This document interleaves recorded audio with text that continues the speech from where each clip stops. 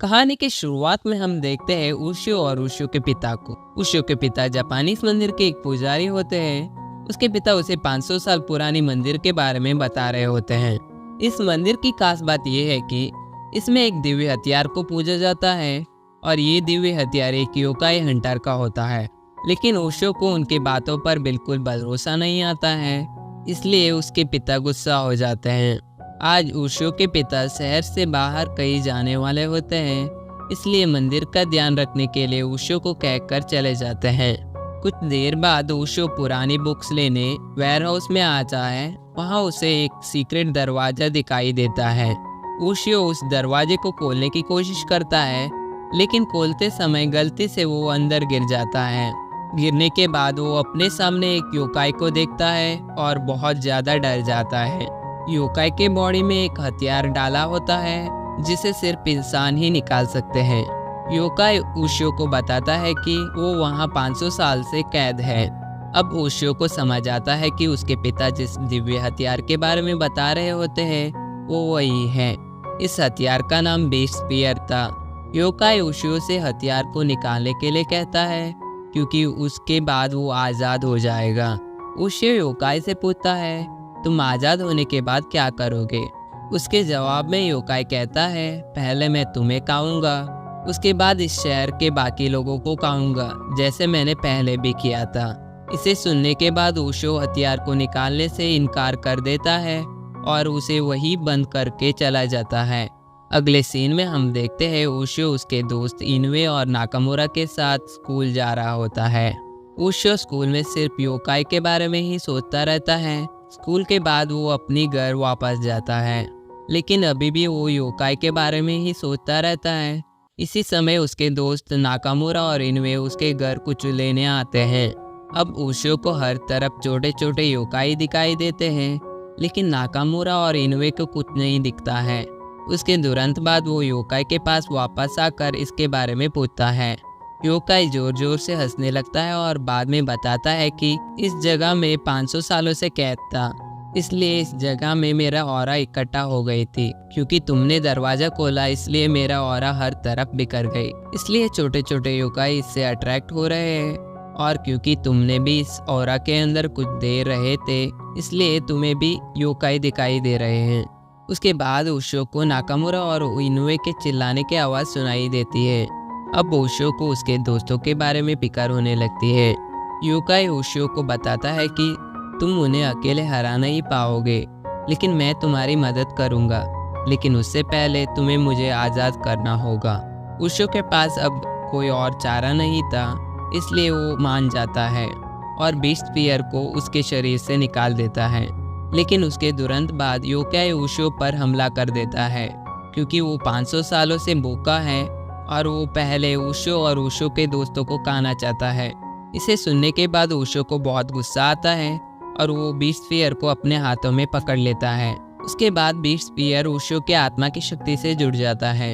इसे देखने के बाद योकाई को बहुत बड़ा झटका लगता है, क्योंकि उशियो ने अपने हाथों में बीस्ट स्पीयर को पकड़ा हुआ था और वो एग्जैक्टली एक योकाई हंटर की तरह दिखाई दे रहा था। और वो वही योकाई हंटर की तरह दिख रहा था जिसने योकाई को 500 साल पहले कैद किया था। उसके बाद योकाई बहुत ज़्यादा डर जाता है और उसके दिए हुए वादे को निभाने के लिए मान जाता है। तब तक सारे छोटे छोटे योकाई उशियो के घर को घेर चुके होते हैं। अब योकाई और उशियो साथ में सारे छोटे छोटे योकाई पर हमला कर देते हैं और दोनों मिलकर साथ में छोटे छोटे योकाई को मार देते हैं। इसके बाद उशियो को पता लगता है कि बीस्ट स्पीयर उससे बात कर सकती है और बीस्ट स्पीयर की एक ही मकसद है, योकाई को मारना। अब योकाई चुपके से वहाँ से जाने की कोशिश करता है, लेकिन उशियो उसे जाने नहीं देता है, क्योंकि उशियो को लगता है कि योकाई बाहर जाकर दूसरों को परेशान करेगा। क्योंकि बीस्ट स्पीयर उशियो के हाथों में है, योकाई कुछ नहीं कर सकता और उशियो के बात को मान जाता है। उशियो योकाई का नाम तोरा रखता है और इसके बाद से वो वही नाम से उसे बुलाने लगता है। अगले सीन में हम देखते हैं तोरा टीवी देख रहा होता है। उसमें उसे एक सैमुराई हथियार को लेकर आते हुए दिखता है। वो उसे असली समझकर टीवी को तोड़ देता है। इससे उशियो बहुत गुस्सा हो जाता है। अगले दिन तोरा भी उशियो के साथ उसके स्कूल आता है, लेकिन उसे उशियो के अलावा कोई नहीं देख पाता है। उसी मोमेंट पे एक फुटबॉल बहुत तेजी से उशियो के पास आता है। तोरा उसे तोड़ देता है और सारे लोग उसे बहुत हैरानी से देखते हैं। इसकी वजह से तोरा और उशो के बीच झगड़ा शुरू होता है। तोरा कहता है कि बीस्ट स्फीयर तेरे हाथ में है, इसलिए मैं तुम्हें कुछ नहीं कर रहा हूँ, लेकिन जब मुझे सही मौका मिलेगा तब मैं तुम्हें खा जाऊंगा। उसके जवाब में उशो कहता है, ऐसा करने की कोशिश भी किया तो मैं तुम्हें मार दूंगा। अगले सीन में हम देखते हैं नाकामुरा और इनुए कुछ दोस्तों के साथ अपने पुराने स्कूल के बिल्डिंग पे जाते हैं। वहाँ जाने के बाद नाकामुरा एक अजीब से स्टैचू को देखती है। वो उसे करीब से देखने के लिए थोड़ी और करीब जाती है, लेकिन तभी उस स्टैचू के आंखों में रोशनी चमकने लगती है। नाकामुरा उसे देखकर बहुत ज़्यादा डर जाती है, लेकिन बाकी लोग नाकामुरा को वहम हुआ समझकर ज़्यादा ध्यान नहीं देते हैं। इस वक्त उशो और तोरा क्लासरूम के अंदर होते हैं। तभी बीस्ट स्फीयर कुछ आवाज़ करने लगती है। उशो को समझ आता है कि बीस्ट स्फीयर उससे कुछ कहना चाहती है। उसके तुरंत बाद बड़ा सा एक्सप्लोजन होता है। उशो तुरंत वहाँ जाता है। वो वहाँ देखता है कि उसके दोस्त पत्थर में बदल चुके होते हैं। तब तोरा बताता है कि ये सब रॉक ईटर्स योकाई का काम है। तब उशो नाकामुरा और इनुए को ढूंढने के लिए दौड़ता है। बहुत ढूंढने के बावजूद उसके दोस्त नाकामुरा और इनुए कहीं नहीं मिलते। उसके कुछ देर बाद पुलिस भी वहां आ जाती है। स्टूडेंट की गायब होने की खबर हर तरफ फैल जाती है, लेकिन सब सोचते हैं कि किसी किडनैपर ने उन्हें किडनैप किया है। लेकिन उशो को लगता है कि ये काम जरूर कोई योकाई मॉन्स्टर का है। उशो तोरा को अपने दोस्तों को ढूंढने में मदद करने के लिए कहता है, लेकिन तोरा उसे मना करता है क्योंकि उसे इससे कोई मतलब नहीं है, और साथ ही साथ उशो को खाने की धमकी भी देने लगता है। उसके बाद उशो और तोरा के बीच बड़ी लड़ाई होती है, लेकिन बीस्ट स्फीयर की वजह से तोरा हार जाता है।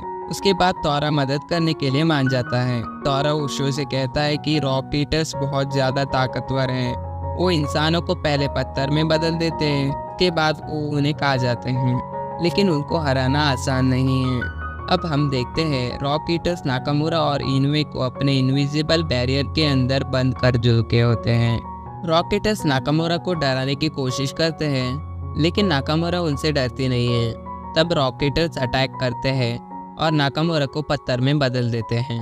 उशो तय करता है कि वो रॉक ईटर्स को हराएगा, इसलिए वो वहाँ आता है और इनविजिबल बैरियर को बीस्ट स्फीयर की मदद से तोड़ देता है और रॉक ईटर्स पर हमला कर देता है।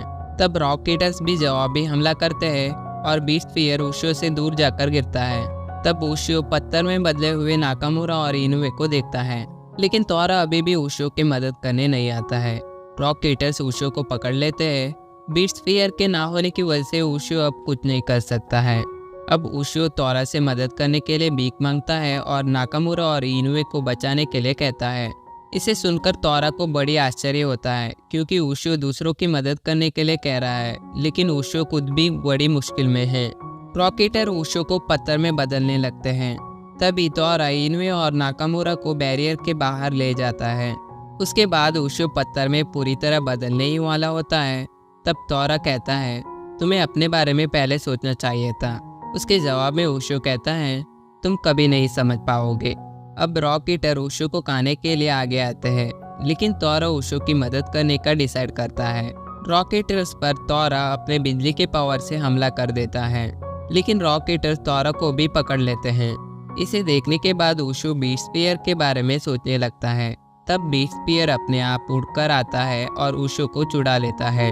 अब उशो बैरियर को बंद होने से रोकने के लिए बीस्ट स्फीयर को फेंकता है। उसी वक्त तोरा अपने लाइटनिंग पावर से रॉक ईटर्स पर फिर एक बार हमला कर देता है। उसके बाद तोरा उशो के साथ बाहर आ जाता है। सारे लोग इसे देखकर दंग रह जाते हैं। रॉक ईटर्स खुद को एक भयानक दानव में बदलकर उशो पर हमला करते हैं। तब तोरा उशो को बीस्ट स्फीयर से डीमन के दाहिने आंख पर हमला करने के लिए कहता है। उशो ऐसा ही करता है। अब रॉक ईटर्स मर जाते हैं और सारे लोग बच जाते हैं। सारे स्टूडेंट पत्थर से नॉर्मल हो जाते हैं। अगले दिन उशो के पिता वापस आते हैं और योकाई मॉन्स्टर के बारे में कहानी बताते हैं, जिसमें योकाई और योकाई हंटर के बीच 4 दिन लगातार युद्ध होता है और आखिर में योकाई हंटर योकाई मॉन्स्टर को बीस्ट स्फीयर की मदद से कैद कर देता है। तो उशो के पिता उसे किसी अंडरग्राउंड डोर को मत खोलने के लिए कहते हैं। उनको ये पता नहीं होता है कि उशो ने मॉन्स्टर को पहले ही आज़ाद कर दिया है। तभी वो उशो के हाथ में बीस्ट स्फीयर को देखते हैं और वो तुरंत वेयर हाउस को चेक करने के लिए जाते हैं। लेकिन बेसमेंट के दरवाजे को खुला देखकर शॉक हो जाते हैं। इसके बाद ओशो पेंटिंग को देखने के लिए जाता है, जिसे एक आर्टिस्ट जिसका नाम हेनरिया होता है उसने बनाया था। वहाँ ओशो एक अजीब सा पेंटिंग को भी देखता है, जिसे हेनरियो ने अपने डेथ से पहले अपनी बेटी रेको के लिए बनाया था। तोरा उस पेंटिंग को बहुत गौर से देखता है। देखने के बाद कहता है, जिसने भी इस पेंटिंग को बनाया था वो अब डीमन बन गया है।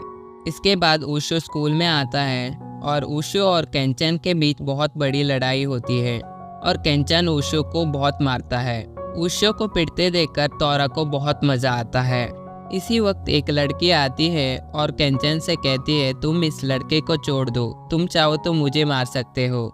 उस लड़की को देखकर ओशो को अजीब सी पेंटिंग याद आता है जिसे हेनरियो ने बनाया था।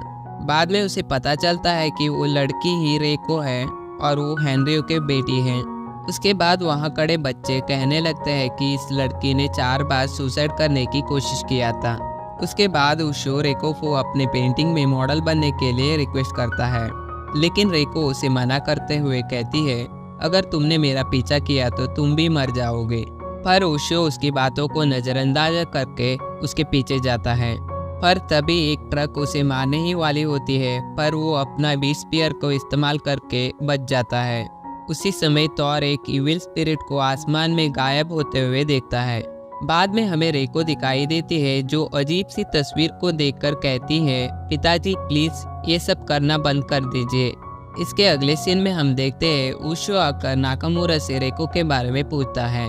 तब नाकामुरा बताती है कि स्कूल के पहले दिन से ही रेको अकेली रहती है, ना ही किसी से बात करती है, ना ही किसी को अपने पास आने देती है। उसने 4 बार सुसाइड करने की भी कोशिश किया, लेकिन किसी तरह से बच गई। नाकामुरा आगे बताती है, जब मैंने उसके पास जाने की कोशिश किया तो उसने मुझे दूर रहने के लिए कहा और उसने कहा कि उसके पास एक डीमन रहता है। ये सब सुनकर ओशो को बहुत हैरानी होती है। अगले सीन में हम ओशो को देखते हैं जो घर जा रहा होता है। उसी समय केंचन उसके रास्ते के बीच में आकर उसे रेको से दूर रहने की धमकी देता है। तब ओशो केंचन से पूछता है कि रेको क्यों अकेली रहती है। तब केंचन रेको के पास्ट के बारे में ओशो को बताता है। रेको की माँ रेको के पापा हेनरियो को छोड़कर किसी और के साथ भाग जाती है। इसके बाद उसके पिता बहुत बड़े सदमे में आ जाते हैं और अपने बेटी के लिए एक तस्वीर बनाते बनाते मर जाते हैं। उसके बाद से ही रेको के साथ अजीब से घटनाएं होने लगी हैं। अगले सीन में हम देखते हैं पेंटिंग से डीमन बाहर आकर कहता है, रेको सिर्फ मेरी है, जो भी उसके करीब आएगा मैं उसे मार दूंगा। अगले दिन सब लोग फेस्टिवल के लिए डांस प्रैक्टिस कर रहे होते हैं, लेकिन रेको अकेली होती है। तो ओशो आकर उससे डांस करने के लिए पूछता है। पहले तो रेको मना करती है, लेकिन ओशो उसे मना कर डांस करने ले जाता है। तब अचानक एक टॉर्नेडो आता है और उससे डीमन निकलकर ओशो पर हमला करता है। रेको डीमन से ये सब रोकने के लिए कहती है, पर डीमन ओशो पर अटैक करने के लिए आगे आता है, लेकिन तोरा उसे रोकते हुए कहता है, मेरे खाने से दूर रहो। फिर वो अपनी लाइटनिंग पावर से डीमन पर हमला करता है, जिससे डीमन गायब हो जाता है। इस सब का दोष रेको खुद को देती है और सुसाइड करने के लिए ऊपर से कूदती है, पर ओशो बीट स्पीयर के मदद से उसे गिरने से बचा लेता है और केंचन उसके हाथ को पकड़ लेता है। लेकिन तभी डीमन, जो कि रेको के पिता हैं, आकर उसे बचाने की कोशिश करता है, क्योंकि वो रेको को दूसरों के साथ नहीं देखना चाहता था। ये देखकर रेको केंचन से अपना हाथ छोड़ने को कहती है, पर केंचन उसको एक कहकर मना कर देता है कि मैं तुम्हारा दर्द भरी दिनों में साथ नहीं था, पर मैं अब तुम्हारा साथ नहीं छोड़ूंगा। ये कहकर वो रेको को बचा लेता है। इसे देखकर हेनियो को लगता है कि रेको ने भी उसे धोखा दे दिया, तो रेको और केंचन को अपने साथ पेंटिंग में ले जाने की कोशिश करता है, पर ओशो अपने बीट स्पीयर से डीमन पर वार करता है, लेकिन इससे डीमन को कुछ नहीं होता है। तब तोरा ओशो से कहता है कि डीमन की आत्मा पेंटिंग में है, तुम्हें उसे मारने के लिए पेंटिंग पर वार करना होगा। लेकिन डीमन ओशो को भी पकड़कर पेंटिंग के अंदर ले जाने की कोशिश करता है। तोरा डीमन से लड़ने का डिसाइड करता है और सबको बचा लेता है और ओशो से बीट स्पीयर से पेंटिंग पर हमला करने के लिए कहता है।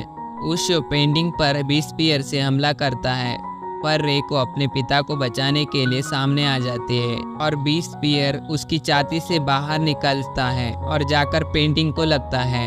ये देखकर ओशो को बहुत दुख होता है, पर तोरा उसे बताता है कि बीस्ट स्पीयर मॉन्स्टर को मारने के लिए बना है, इससे रेको को कुछ नहीं होगा। उसके बाद डीमन डिस्ट्रॉय हो जाता है और अपनी इंसानी रूप में आकर रेको को हमेशा खुश रहने के लिए कहता है और गायब हो जाता है। बाद में रेको की पेंटिंग कलर से भर जाती है और आखिर में रेको भी स्माइल करने लगती है। इस वीडियो का पार्ट 2 मैं जल्दी अपलोड कर दूंगा, इसलिए लाइक शेयर और सब्सक्राइब करना मत भूलिएगा।